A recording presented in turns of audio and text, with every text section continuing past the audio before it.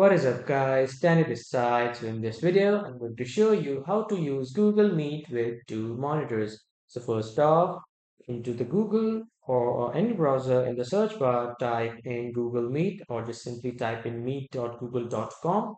So in both the cases, you will be landed to the dashboard of Google Meet.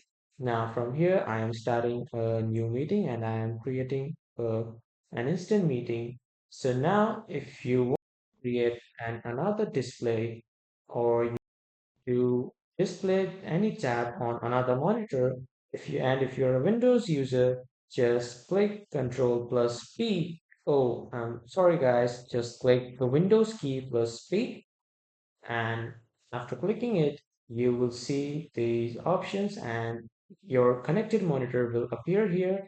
Just simply click on that and your monitor will be connected. And then from the top of your tabs line, select and drag a tab and then move it on your another screen. And this is how you can use Google Meet with two monitors. And that was all for this video, everyone. Thank you for watching.